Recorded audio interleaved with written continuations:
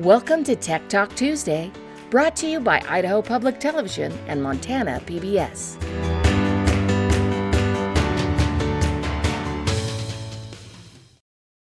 Welcome, everybody. Welcome to Tech Talk Tuesday on a Thursday.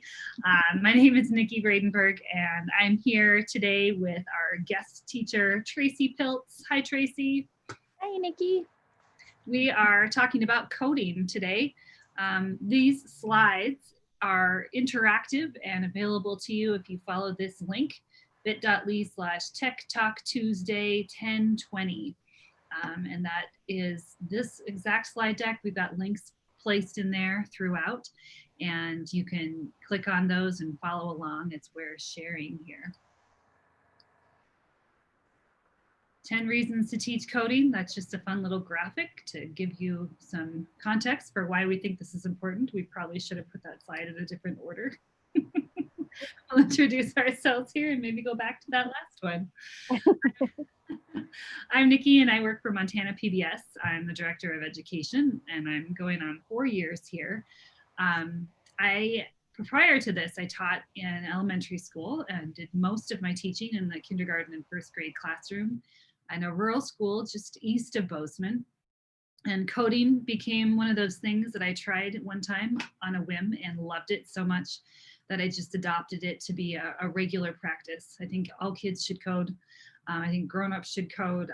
I think it's just such a great thing to do to meet so many awesome learning outcomes in all content areas. Tracy, why don't you introduce yourself and tell us a little bit about yourself? Hi, I'm Tracy Piltz. I am a tech integration specialist in Billings. My classroom teaching experience before taking this position was teaching kindergarten. And just like Nikki, I didn't really know much about coding or computer science, but I kept hearing about it and finally decided that it was something I needed to just try with my kindergartners, and really was surprised at how some of them really took to it. Just all of the different aspects that they explore when they're the creativity and the problem solving and the critical thinking, just how it opened up so many of those doors for them. And so, yeah, just like Nikki, I sort of happened upon it, but gosh, I now really just feel so strongly that all of our students, particularly our young students, should have that opportunity to learn how to code. And just in perfect timing, our friend Carrie is joining us as well. Carrie, thanks for popping in. Do you want to introduce yourself? Sure. Hi. Apologies for being late. I'm Carrie Wardle, and I am the education manager. I work at Idaho Public Television, so I'm excited to be here with you guys today. We just got started, Carrie, so you are not late. I'm going to go back just as a reminder. This is the link for this slide deck, Tech Talk Tuesday 1020. And so this is where you'll get all these slides. This infographic made by Sylvia Duckworth is just a nice summary of coding and why we should do it. And I think a lot of teachers come to hear about it and think of it as kind of just one of those buzzwords and don't know why it has so much value. And this little image does a nice job of giving you some ideas for all the great things it does. But the first best one is that one in the middle. Coding is fun. So what is coding and why is it important, Carrie? Awesome. Thank you. If you can go to the next slide, I mean, sort of the rudimentary, definition really of coding is that creating a sequence of instructions that tell a computer or PlayStation or anything that, uses technology what to do. So that's really the kind of, down and dirty. I usually tell teachers and tell students, I equate it to playing a video game because that's what kids know. And so I let them know that the characters in the video game only react based on what we tell them to do, and that somebody had to code that. So that's what coding, the definition of coding is. The why coding, you just saw that thing from Sylvia Duckworth, but in addition to all of those, and I just can't stress enough how coding is more than just computer programming, and the things that it teaches kids is amazing, from perseverance and problem solving. I read a recent article in a business magazine that they had done a survey of employers, and they said that the top 3 skills that they're looking for from employees is problem solving, critical thinking, and perseverance, which is interesting. It wasn't college experience necessarily. It wasn't like they said we can teach all of those things, but perseverance, critical thinking, and problem solving are the 3 things that they really want. And coding is a perfect way to really start teaching kids as young as, preschool and kindergarten, those skills to persevere and to problem solve. But it's also another form of literacy now. And, we are just, our whole world is surrounded by technology, and kids, especially today, they don't know a world without it. And so being literate and able to at least understand and kind of speak the language of computers really helps them to be able to really navigate the world today. And one of my favorite TED Talks by, I believe her name is Milena Beers, she says that, we teach all kids to write, not with the expectation that they will become journalists or authors, and we don't teach kids to code with the expectation that they're all going to grow up and become computer programmers and coders. But that there's value in the process of both of those things. There's value in writing and in the process of writing, and writing is a skill that you need, even if you're not an author or a journalist. You still need to be able to write, and we're getting to a point in the world where coding is the same way. If you'll skip to the next slide, and I think you might have to click on every individual thing because I didn't change it, sorry. But the other sort of really telling things was a recent study from, well, as recent as I could find was 2015, looked at the job market. And you can see some pretty, I think, powerful statistics here that, 20% of the jobs which paid $15 per hour or higher valued coding in their respondents. If you want to click again. And then again, you guys can read, but we're seeing a growth of, and this was 2015. So I would imagine that these percentages and numbers have increased. Jobs that require coding skills pay an average of $22,000 a year more than jobs that don't. And then this is another one. Half of the jobs in the upper income quartile are in occupations that require coding. I thought that was such an interesting statistic. And then the other one that really stuck out to me from this study was that half of the programming jobs are not in tech industries anymore. And I think that when we think of coding, we think of tech, but actually the top 3 that are among those now are finance, manufacturing, and healthcare. And so because every company uses computers, and so every company needs somebody who can code and instruct those computers. So those are just sort of the, the nitty gritty. I could go on and on about the reasons for why coding, but I just think the ability to code and to understand computers just leads to so many other really amazing skills, and is obviously, as you can see, a really highly sought out job skill now. And so if we can teach our kids to code, especially at school where, some of the kids I know may not have the opportunity to do that at home. So if we can expose them to it at school, we just help put them that much farther ahead. Mm-hmm. Now, even working for public media, we have people on staff that are coders. Yep. We have 2 on staff, and we had a student that was interning for us recently that was an amazing coder, and he created some really cool things for our website, custom sort of widgets and things like that we miss him. Yep. He made some cool stuff. So a lot of, I have a fun, how do you get started coding story. And I think that's where a lot of teachers are. When I talk to teachers about coding, it's not hard to bring them on board and convince them of the value, but it is hard to see where this fits. Teachers have so many things to teach throughout the day, so many requirements. One more thing isn't going to work. We need to talk about how this fits into what we're already doing. My coding story is I was teaching kindergarten and first grade in a rural school in just east of Bozeman. I was at that point in my career where I really wanted to try new things. And we had a class set of iPads that we had just gotten through some grant funding. And so we were looking for all kinds of new ways to use those iPads. I had seen on Twitter that teachers, the hashtag Kinders Can Code was kind of all over the place, and teachers were talking about coding.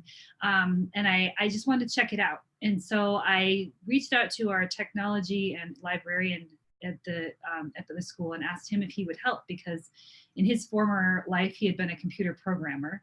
And I was sure that I needed a computer programmer to teach my kids how to code. That if my kids were going to code, it needed to be from somebody in the industry that could teach them how to do it. And through research, I found at that time, and this was probably, I don't know, 2014, 2015, the only program that was really out there for the younger students was Codeable. And it was brand new, just getting launched. It was free. It worked mostly on iPads, and that's what we had. And so that's what we tried. And we just set aside some time to try Codeable out. We started with some unplugged lessons. And the purpose of Codeable is, like any video game, it has a story. And it's these little fuzz balls that end up crashing on this planet. And this planet has really tall grass. And the only way that these fuzz balls can get around and navigate their way around this planet is to roll along these paths. Because the grass is so high, they can't see where the turns are. And so they rely on the student to use a series of arrows to give them commands so they can get through these mazes. And of course, just like any game like this, it starts out easy. The first few levels teach you how to play the game, and then it gets harder and harder as time goes on. And then there's instruction in there where we can teach them about being more efficient with their codes and fixing their bugs and all of that. We blocked out an hour of every week to just teach coding. And this is a picture from my actual classroom, and they could spread out all over the room and get their iPads out. And what we found is this became the most anticipated hour of the week. Coding time was so popular, and it leveled things because the kids didn't need to read to code. They needed to be able, using Codeable, they were using symbols and colors and patterns. They could work together, they could work by themselves. But the best part was new leaders emerged. Kids who were doing all right in school suddenly found this to be their thing. And I had one little guy that really struggled to be at school. He really would have rather been at home most days. Nothing we did really grabbed him or engaged him until we started coding, and he became the class coding expert. And he got the recognition from his peers for being that coding expert. And to this day, he's a 7th grader now, and he's coding robots, and he's building his own video games, and he's that techie kid that teachers are borrowing to fix their computers and he's being pulled out of class all the time to be the techspert. And his mom credits that with, thank goodness you found coding for him, for that to be his thing, for that was the draw for him that got him to school and helped him connect with his peers and helped him feel connected with what he was doing. In the notes part of this slide, I have information about Codeable. Codeable is not free anymore. Parts of it are free. Like any tech company, they have to keep the lights on. So they have a subscription plan, and so I included it. They do have some options for those of us teaching or learning at home during COVID, so there are some options there. There's also a plan if just families want to subscribe to it monthly, and I think it's just $6.99 a month to subscribe to it. Codeable was popular in my house. My husband became obsessed with beating Codeable, and he took the iPad and sat on the couch and played Codeable until he beat Codeable and was like patting himself on the back. And I was like, I mean, that is like a 5th grade level that you just accomplished there. That was pretty top notch. But it's a great program, a great one for getting started, especially for the younger group. So Tracy, coding in the time of Corona. Oh, coding in the time of Corona. First of all, I've heard Nikki tell that story, but I just love that story. I think it's so powerful. And I love that that was with kindergartners. I've been really passionate lately about getting these opportunities for young learners because, you know, here in Montana, we don't at this point have required computer science standards. We don't have required classes that our kids have to take. And I think when they have the option to take computer science classes, a lot of students aren't selecting that because they've never had any kind of exposure to coding or computer science. They don't know what it is, or they don't think they're any good at it because they've never tried it. And so I love, you know, just that idea of at least giving them the opportunity to try. Every kid should have that opportunity when they're young to try and see if it, you know, if it's something that they have that aptitude for, or something that they want to pursue even more. So I love that.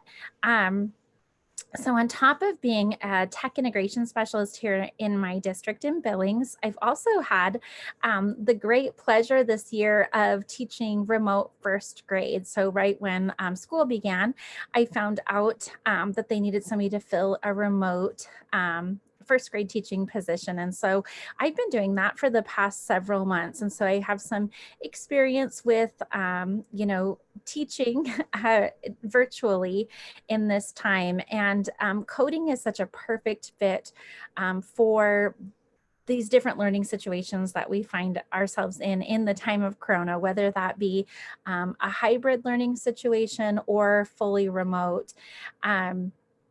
There are lots of unplugged types of coding activities that Nikki's going to talk about a little bit more in a few minutes. But I know with my 1st graders being fully remote, so much of what we were doing was on a screen. We were Zooming, we were seesawing, you know, we were doing all these things where we're in front of a screen. And so they're hungry for, I mean, they like workbooks because they're hungry for things that they can, you know, touch and feel and write and do. And so unplugged coding where they can, you know, take some materials from around their house or code their little sister to walk to the kitchen and open the fridge or something.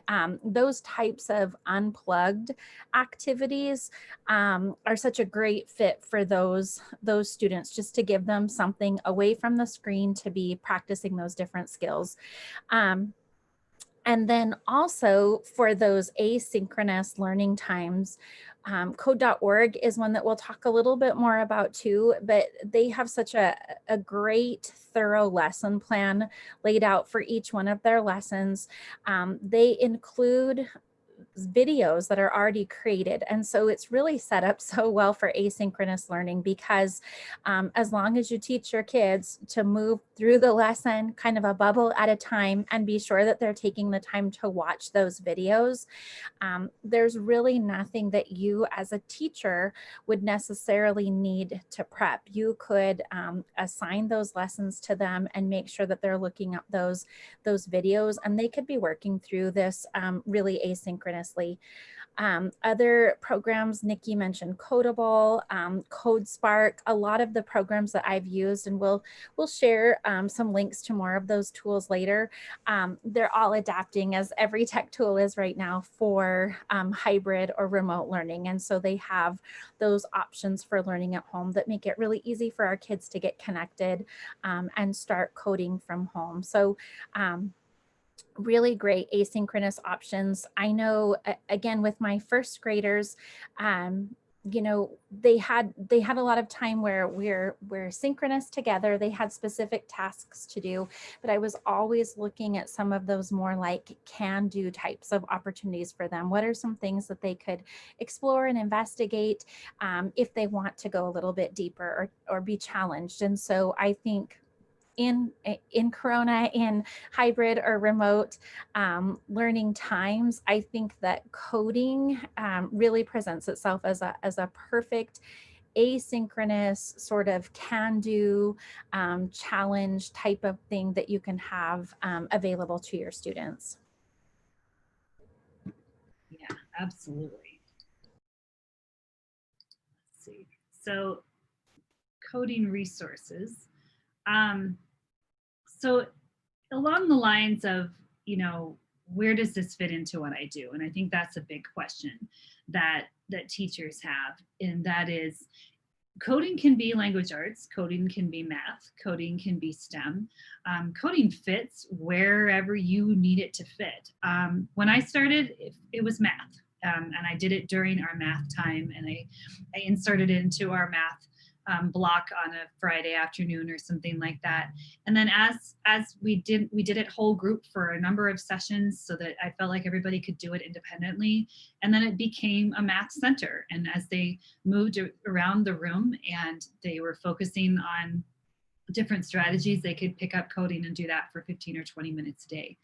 I also think some of those soft skills that we talk about needing to reinforce, coding also does that. So as Carrie mentioned before, that perseverance, that grit.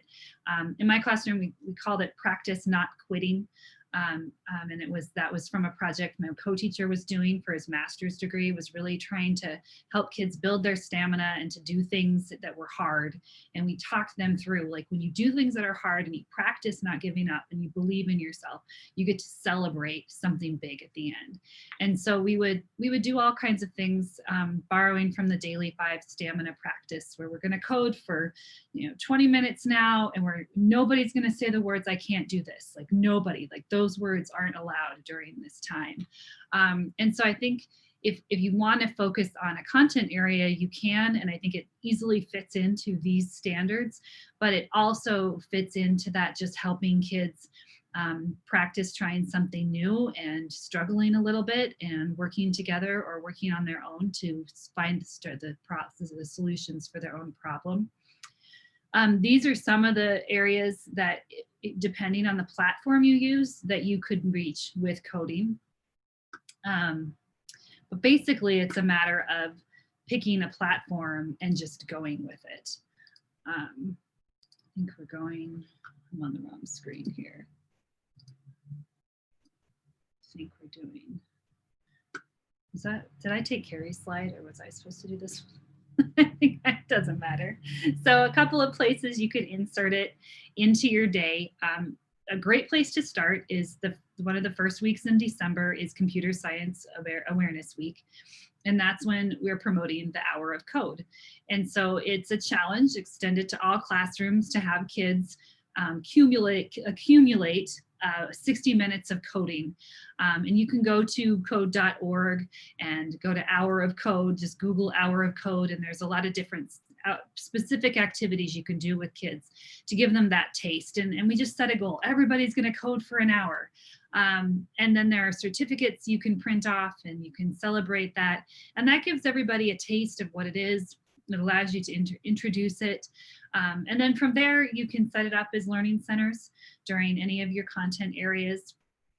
After that, we also used it for our Genius Hour projects. And so some kids that wanted to take it even further, when they had that time where they got to be self-directed and choose what they wanted to do, they opted to work on their coding project. And that's where things can get a little bit more elaborate, or they can just sit down on whatever platform you've taught them to use and just work through and challenge themselves to do something new. So there's a lot of places where it can fit.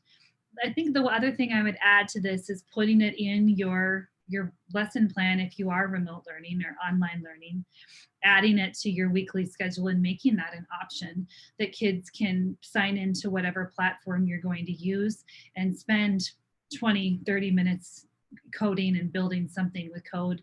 Have them snap a screenshot of whatever they do and put it in Seesaw or upload it to Google Classroom so you can see what they created. All right, now I think Tracy is going to share some resource. Tracy, do you want me to click on this and so you can kind of show them around the site, or What do you want to do? Yeah, you could click on it. Okay. So we just wanted to share kind of some of our favorite tools. There are some slides later in this slide deck that really share a ton of, there's a lot of coding resources out there. And so there's slides that are going to share a ton of different resources by grade level, but we just kind of wanted to highlight some of our favorites. Code.org is one that I love. When I first started using coding or giving my students opportunities to code in our classroom, I feel like I was kind of dabbling in. I did a little Codable, and we did a little Daisy the dinosaur, and we did a little Scratch. We were just grabbing from so many different places, and the kids loved it. It was really fun, but I didn't feel like what I was doing was very cohesive. When I discovered Code.org, what I really like is, number one, it's completely free. It's a totally free curriculum. It's a scaffolded curriculum, and so I can start at course A and know that that's, for my kindergartners, and I can work all the way up through those courses because they spiral. Even if your students haven't coded before, if they're in second grade, they should be able to start at course C and still have all of the supports and things in place to be able to be successful. So you can kind of look through here. When you get into it, there are so many resources. Sometimes it can be a lot to sort of navigate. So you can kind of, when you go to code.org, create your free teacher account. You'll look for courses. So depending on your grade level, you would kind of look through those different courses, and then you can just kind of click on and view the different lesson plans in there. They're incredibly thorough. Again, kind of like Nikki, I don't have a computer science background. And that's okay. They give you the vocabulary that you need. They'll tell you, these are the words that you need to do. Here's how you want to introduce this. And it really breaks it down so well, step by step, for you to be, as a teacher, successful. And then again, you can just sort of share these links and that kind of thing out with your students. So whether you're in the classroom or you're hybrid or you're remote, your students can work through these lessons really easily with supports from you as the teacher. So I think what I really love about this is, just that it's a really cohesive, comprehensive, scaffolded curriculum, where I know if I start at this particular lesson and work my way through, it's going to give my students in a sequence the things that they should know. They've built in digital citizenship types of things into all of the different grade levels. And so they're learning those skills as well. So I like using this as sort of that main curriculum piece, I guess, for coding and computer science, and then sort of supplementing it with some of these other amazing resources that we found. But I love how comprehensive this is, and particularly if I'm at a school where maybe, we're committing to doing this across grade levels. I like that we could all, I'm going to be in course A, they're going to be in course B. And again, we know that they're moving through a sequence. They're going to have those supports, those spirals. And again, they're committed to being completely 100% free. There's a lot of tools, and we get it. Like Nikki said, they have to pay the bills, but there's a lot of tools that we start using and they're free and it's awesome. And then all of a sudden we have to buy a subscription or something like that, which of course they need to do that. But at the same time, we don't always have the budget for that. So I love that they're also committed to being 100% free. You can use this. There's not an app, but you can use the website easily on an iPad from a browser or from a computer, Chromebook. So it works fantastic on whatever device that you have. Cool. All right. Well, I think my slide was next to see. Nope, Carrie's is next. Oh yeah, Unplugged is next. So I'm actually gonna go back to that same thing. So unplugged coding, I think we mentioned it a little bit before, is the idea of not needing to be on a computer, but teaching the fundamentals of coding and the process of giving commands in a sequence. And when I started Codable, I started with unplugged activities because it was important to me that the kids understood that what they were doing was coding. I didn't want them to think they were just playing a video game, because they can play a game from beginning to end. They would have fun and they would have no idea they were learning coding skill. So I made little unplugged activities that looked like the codable screen by just taping blue construction paper on poster boards so that they had similar mazes. And I bought little puff balls, and I printed out little arrows, and they sat with partners and laid out the arrows and then practiced moving their puffball down the maze. And that was a way of them to just kind of understand, like, big picture what this is, and what it was going to look like when they got to the screen. That was before Code.org, when you could go and find these unplugged activities that are free. And again, here's a great thing to incorporate into your online teaching.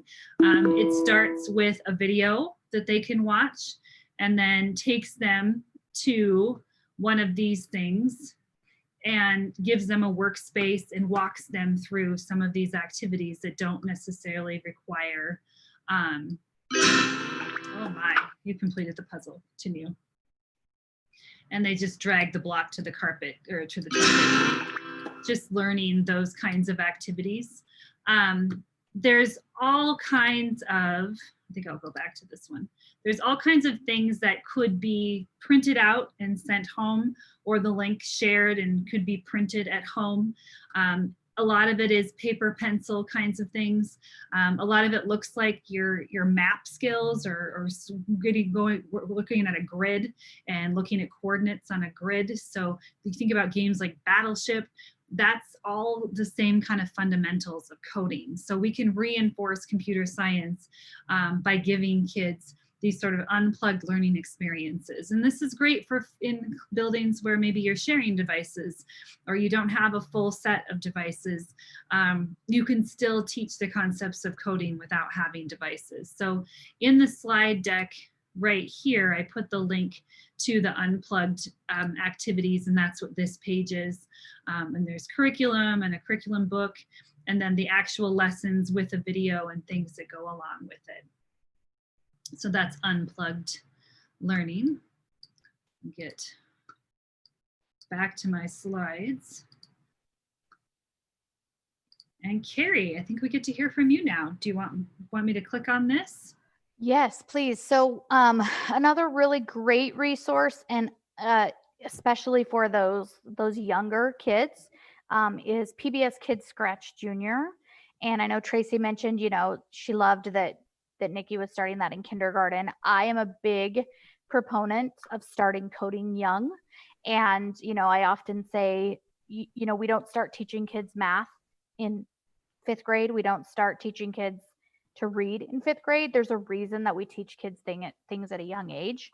So PBS Kids Scratch Junior is a really great coding app designed. Now I'll tell you that it says for kids ages 5 to 8, but I have coded with this app with all the way up to 6th grade and had them be equally as engaged as kindergartners. So what I tell people is that it's a really great beginning coding app. And I don't think it matters what age. So if your kids have never coded before, your students, and they're in 5th grade, this is a really good place for them to start. But it's especially great for the littles because there's no reading required. So it is an app, which means it can be downloaded on any tablet. It's also available though on Chromebooks if the Chromebook is able to download the Google Play Store. Then you can download it through the Google Play Store and go through it that way. So not every Chromebook is able to do that. Most of the newer ones that are coming out are automatically coming with Google Play Store on them now. But if you have Chromebooks that are a little bit older, you may or may not be able to do this. So Google Play or the App Store are where you can get those. And then the great thing about this is that there's also lesson plans and resources for you to teach this in your classroom. So the website that we're on right now has these activities, they scaffold, and I really love that about them. So if you start at the beginning, they really only begin by teaching the kids a few blocks, and then they add more as you go through, so that kind of by the end of the lesson plans, you really have taught them all of the blocks and what they do. Yeah, if you want to click on that that tree problem, they're all set up very similar. They just have the overview, the goals, the keywords, which I love. Any of them that are underlined, if you just mouse over those, it gives you the definition in case you're unsure of it. Tells you the materials that you're going to need. And I really love that with the materials, you'll see that there's a design handout. This is probably one of my favorite things. Because this allows the kids to plan ahead of time.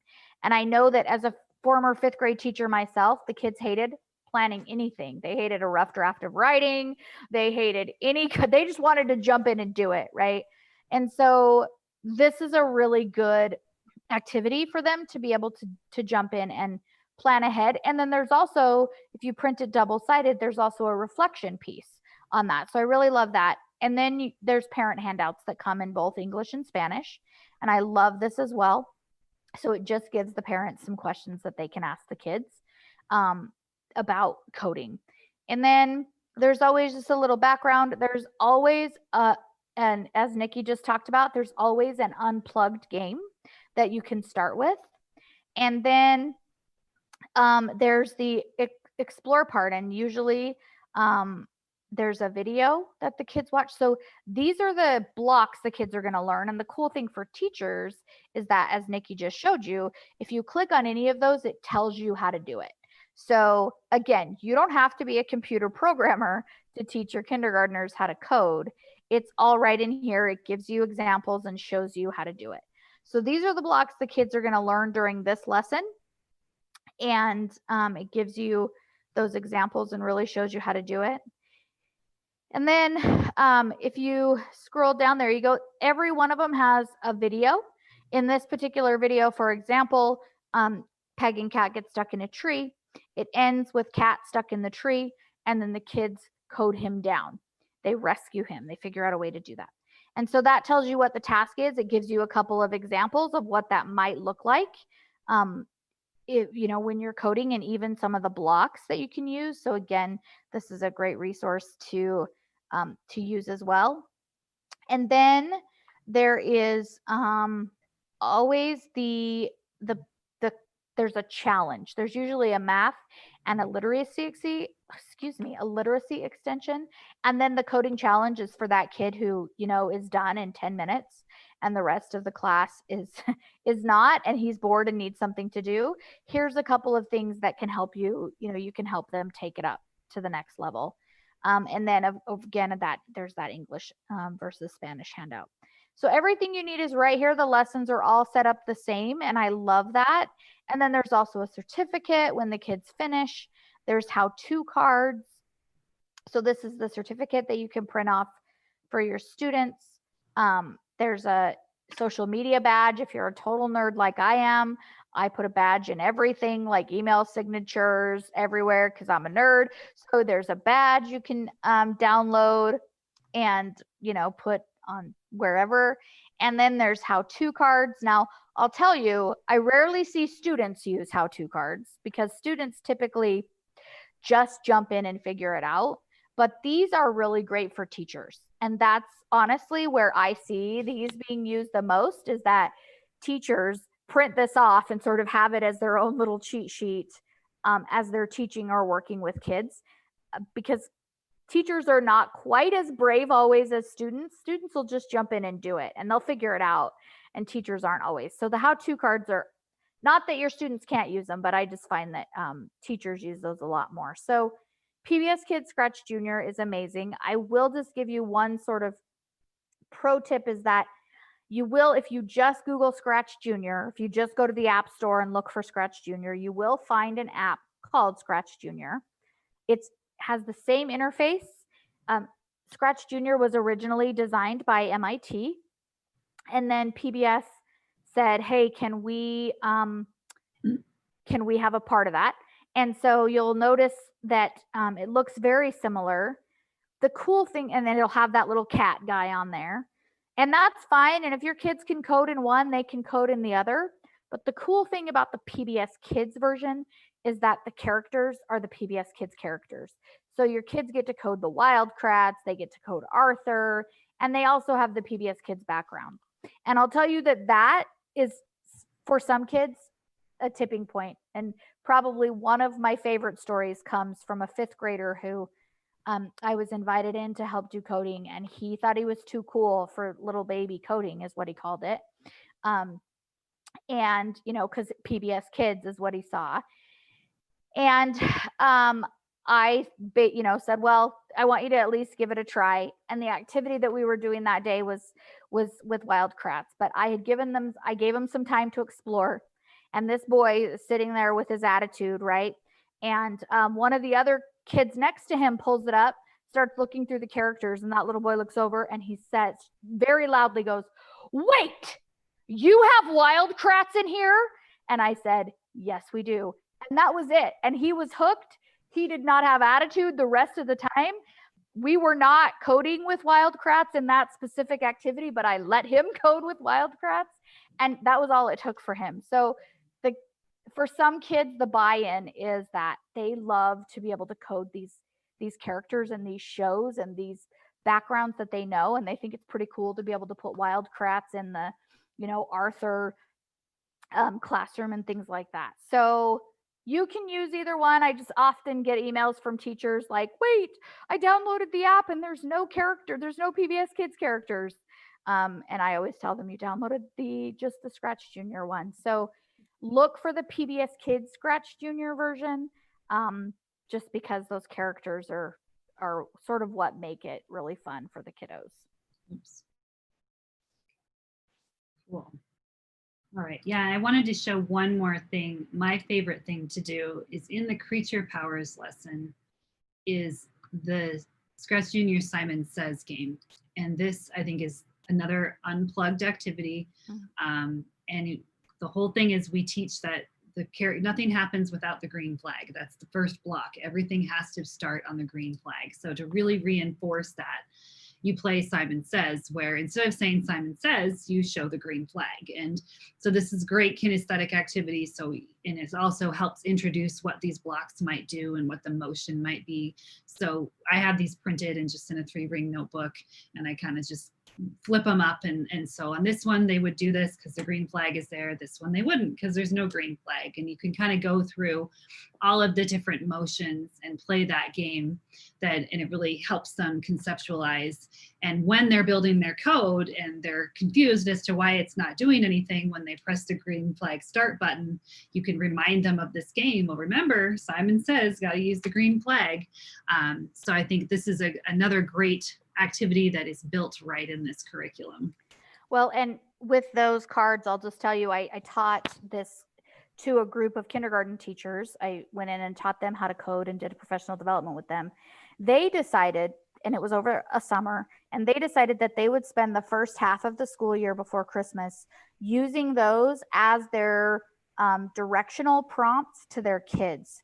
So they would hold up the green flag with the arrow to go forward when they wanted the kid to walk down the hall. Or they would hold up there's some where there are, you know, that they get to turn left or right? So they would use those. That one's hopping. And so they would use these as directional arrows, and they used them for they kind of focused on a new one every week, and they used them for the entire time. And then when January came, and these kids, they pulled out the iPads, the kids were like, "Oh, we got this," because they already knew what all of those blocks did.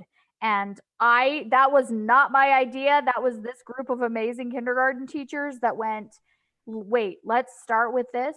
But their transition to teaching the kids these 5-year-olds to use it on an iPad was so much smoother than others I've heard of, because the kids already knew. They knew what all the blocks did. They knew what the green flag meant. And it was just a really seamless transition. So there's a ton of, the very last lesson plan has storyboards and characters linked to it as well. So there just are, you know, so many ways that you can use this in your classroom that doesn't even have to be getting the iPad or the tablet or whatever you have out and code it. This one has storyboard assets right there, and it is the backgrounds that are in the app and the characters that are in the app. And so you could print these off, the kids could storyboard. But again, this is something they can do without even doing the app, right? You could just print these off and let kids storyboard. As you keep scrolling, you'll start to notice that there's characters in there as well. So there they are. And so again, the kids can storyboard with it. Now, obviously, it's not every single character and every single background that's in the app, because that would take pages and pages. But there's a lot of really good characters here. So just think, outside the box, really, there's just a wealth of things that kids can do. Nikki mentioned that coding kids through mazes, and there's little blocks that kids can cut out that are the coding blocks as well, that they could do a similar activity using the stuff from Scratch Junior.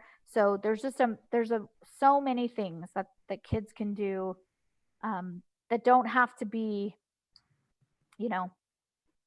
sitting in front of the iPad, but also really good activities to help prepare them to then get into the coding.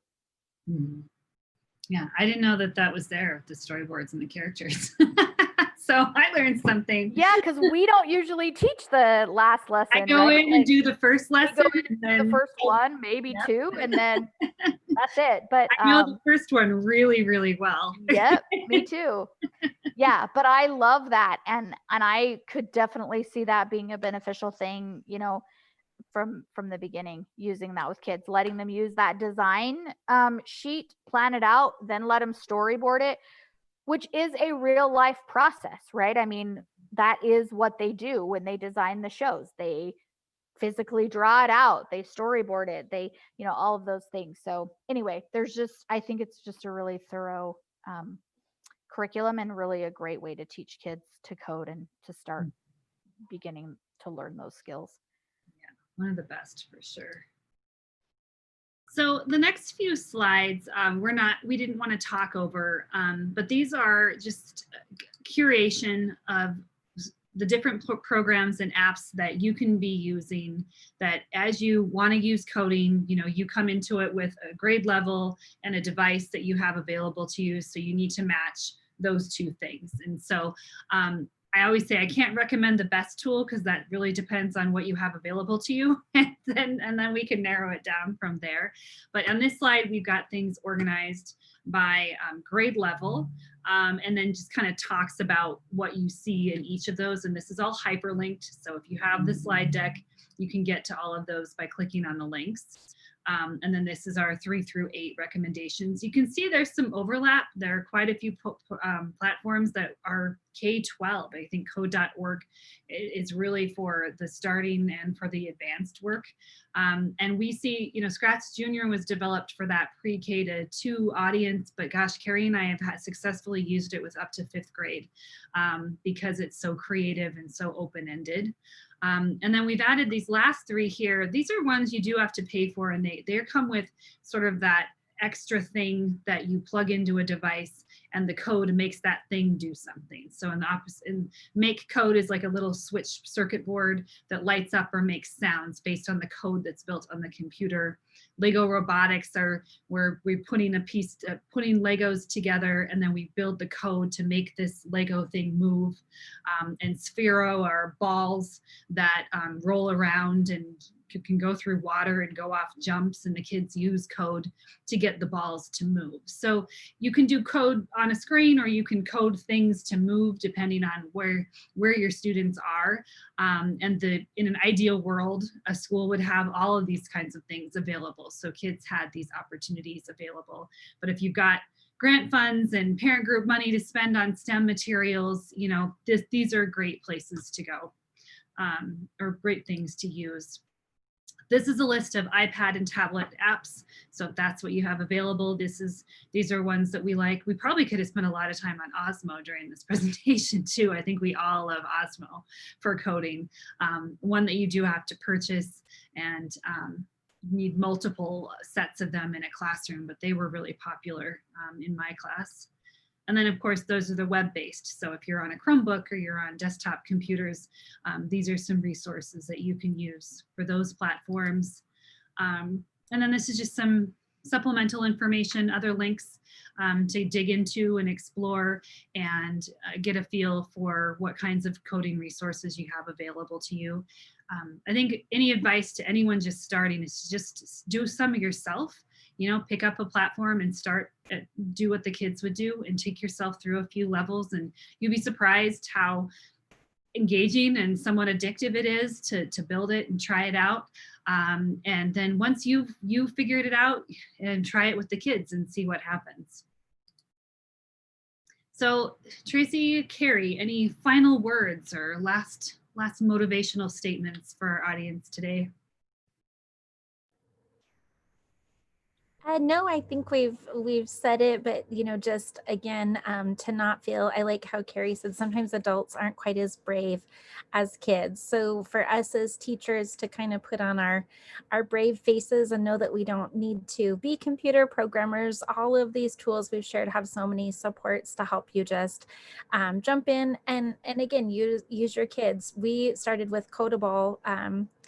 And they reached levels as kindergartners that I wasn't quite sure. So Lewis in my class was our expert, and so Lewis would help them and help me. So again, utilizing your students, letting them take the lead, and just diving in and giving it a go, I think is the thing to do. All right. Well, thanks everybody. We appreciate your time today. And reach out. That's our contact information if we can help you with anything. And happy coding.